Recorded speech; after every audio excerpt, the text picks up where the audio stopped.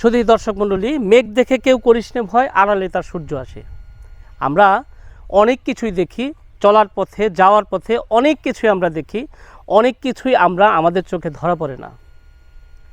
সেরকম একটি জায়গায় যে জায়গাগুলো আমাদের চোখে ধরা পড়ে না, এমন একটা জায়গায় চলে আসছি। আমরা সবাই এই জায়গাটাকে আমরা একটা হান্ডি কারখানা বলি। আমরা হান্ডি কারখানা বলতে অনেকেই এই জায়গাটাকে চিনি না। আজকে আমরা জানাবো হান্ডি কারখানা কি এবং কেন। আমি যেখানে অবস্থান করছি সেটা হলো কেরানীগঞ্জের ঐতিহ্যবাহী হজরতপুরের মধুরচর গ্রামের হোগলাগাতি গ্রামে, মধুরচরে হোগলাগাতি গ্রামে, যেখানে এই কারখানাটি অবস্থিত। দর্শক, আমরা যে ধোঁয়া দেখতে পাচ্ছি এটা কোনো আলাদিনের চেরাগ ঘষা দেওয়ার পরে আলাদিনের চেরাগ দত্ত বের হবে, আপনাকে ধন সম্পদ বাড়িয়ে দেবে, এমন কোনো ধোঁয়া নয়। এই ধোঁয়াটি মানুষের জীবন নাশের কারণ। কেননা এই সম্পূর্ণ ভিডিও দেখলেই বুঝতে পারবেন আসলে এই ধোঁয়া থেকে কী সৃষ্টি হচ্ছে এবং এই ধোঁয়াগুলোর উৎপত্তি কোথা থেকে। এগুলা কে বন্ধ করছে এটি? এখানে অফিসের থেকে বন্ধ করে। কোন অফিস থেকে? কোন অফিস? এটা কোম্পানি জানা যায়। কোম্পানি জানে যে ওই যে ধুমারতেছে তো না, এটা বন্ধ। আমরা ওই মাল শুকানোর টাইম আছে। এই যে জনপদের লোকজন যারা আছে, যারা এই লোক অর্থাৎ হোগলাগাদি মধুরচরের যারা লোকজন আছে, তারা এই হান্ডি কারখানাটা যখন চলে, এরা বললো এটা বন্ধ হয়ে গেছে। আসলে কতটা বন্ধ হয়ে গেছে দেখুন, এখনও এখানে আগুন জ্বলছে, তো আমরা দেখতে পাচ্ছি একদম আমরা কিন্তু এই জ্বলন্ত অবস্থাতে আছি। তারা এই দেখুন এই যে চামড়াগুলো, আমরা চামড়া কারখানার যে উচ্ছিষ্ট এই বর্জ্যগুলোই এখানে এনে এটা কিন্তু ফেলে দেওয়ার কথা।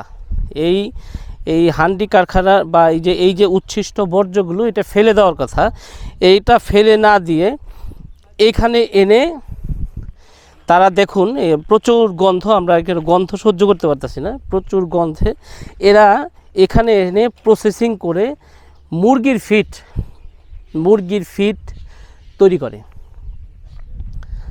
এই ফিডগুলোই আমাদের যে ফার্মের মুরগিগুলো এইগুলোই এখানে খাওয়ায়, এবং এই মুরগিগুলোই আমরা বাজার থেকে কিনে এনে আমরা এইটা হান্ডি, হ্যাঁ, এটা নিচে এটা আসলে আগুন দিতে হয় না? হ্যাঁ, এটা না আগুন দিতে হয়। আর কোনো কিছু করতে হয় না, শুধু পুরাইতে হয় নাকি? হ্যাঁ, শুধু পুরাইতে হয়। জাল দিলে ওটা সেদ্ধ হয়ে যায়। আচ্ছা, সেদ্ধ হলে ওইটা আবার ফের নিয়ে ওই মেশিন দিয়ে ভাঙিয়ে আবার মাঠে নাড়ি দিলে বাস শুকিয়ে যায়। মানে কোন মেশিনটা এটা ভাই? এটা কাটার মেশিন আছে, ওই যে ওইখানে ওই মেশিনে ভাঙাইতে হয়।